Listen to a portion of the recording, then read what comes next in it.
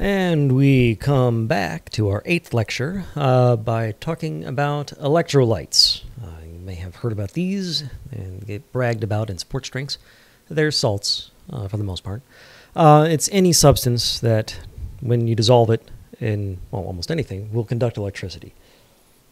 Electricity is just the movement of electric charge, and that can be, just the motion of electrons and protons, or it can be the movement of ions. And when we're talking about electrolytes, we're talking about the motion of ions. Okay, so every ionic compound, whether you're talking about table salt or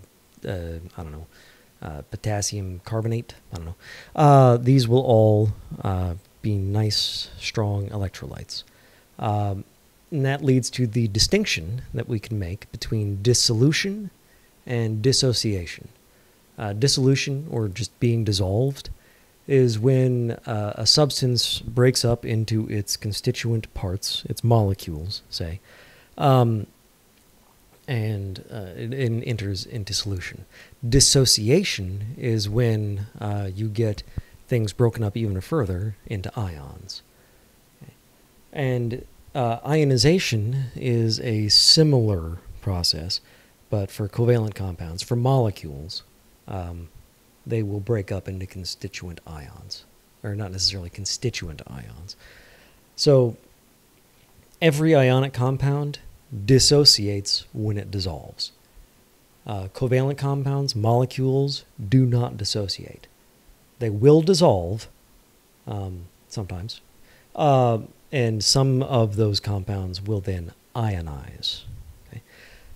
So, for example, table salt, NaCl, dissolves and dissociates. Ammonia will dissolve in water. It will not dissociate. Ammonium chloride is an ionic compound, so it will dissociate. Hydrogen chloride, HCl, is a molecular compound, a covalent compound. So it will dissolve, it will not dissociate. Instead, it will ionize. So then we go on to talk about different kinds of electrolytes. We can talk about strong electrolytes, weak electrolytes, and non-electrolytes. A strong electrolyte is something that will conduct electricity strongly when it's dissolved in water.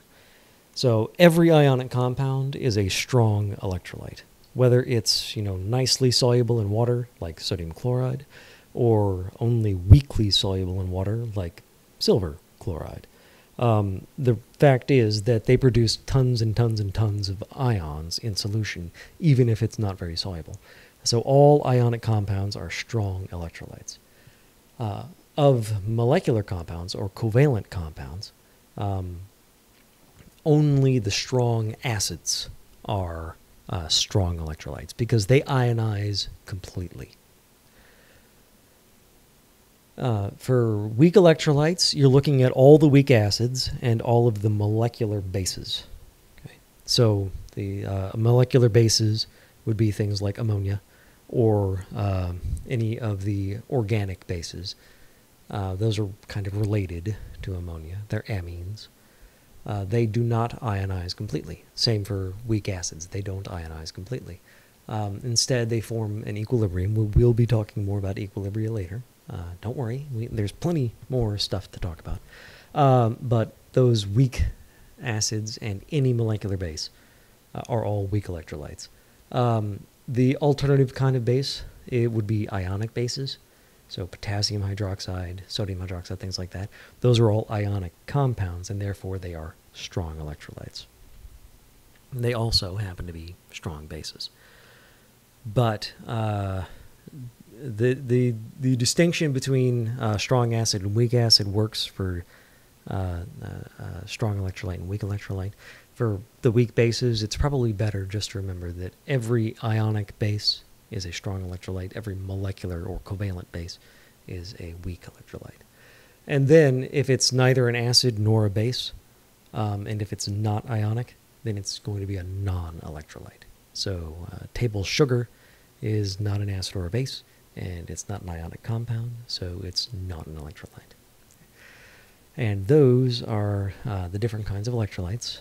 That is most of what we will discuss for that. I don't really want to introduce the possible kinds of math we could talk about. But, yes, let me go back to the previous slide just to clarify, just to talk about something I failed to talk about really quick. Dissociation, when things split up into their constituent ions.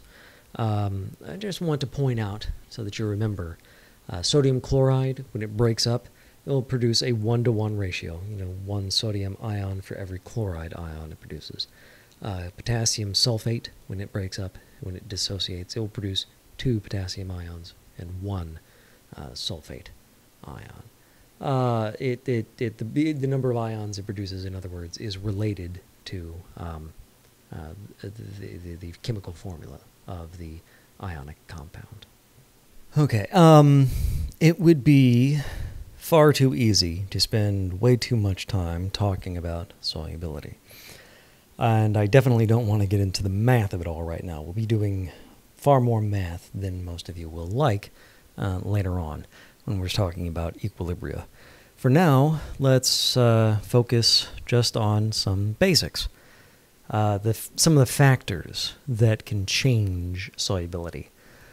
And once again, we're focusing on things dissolved in liquids, and, specifically gases and solids dissolved in liquids. So, temperature will change the solubility of a gas and a solid in opposite directions. If you increase the temperature of a liquid, then solids usually become more soluble and gases become less soluble. And that is largely due to entropy. Think of entropy in this case not being so much disorder as freedom. At higher temperatures always favor higher entropy states. So if something is more free to move, then in higher temperatures it will be more likely to be in that kind of state. So solid versus liquid, higher temperature. Liquid versus gas, higher temperature. So at higher temperatures, the gas gets more out of being free as a gas from entropy than it does from being cuddled up next to the liquid from enthalpy. Okay, so that's how those are the forces involved there. It's just the interplay of how much they like one another versus how much they want to be free. So for a gas at higher temperatures, it is happier being free than it is being cuddled up next to a liquid. At lower temperatures, it's happier being cuddled up than it is being free. So higher temperatures decrease the solubility of a gas. For solids, it's the other way around. You increase the temperature, and it increases the solubility because it increases. It's happier being able to move around within the liquid. Than it is being just all by itself as a solid, regardless of how enthalpy plays in there. Enthalpy doesn't have anything to do with the solids. Whereas for the gases, it's always going to be that sort of conflict between them. That's why gases decrease in solubility and solids increase in solubility as you increase the temperature. Pressure is pretty much just a physical sort of thing. If you increase the pressure of a gas, then it becomes more soluble in a liquid. Just because, remember, pressure is how hard something is pushing, right? So as you increase the pressure of the gas, it's pushing harder on the surface of the liquid, and more of the gas will make it through that barrier, will push their way into the liquid. And that's all there really is to that. It's a very simple physical sort of explanation.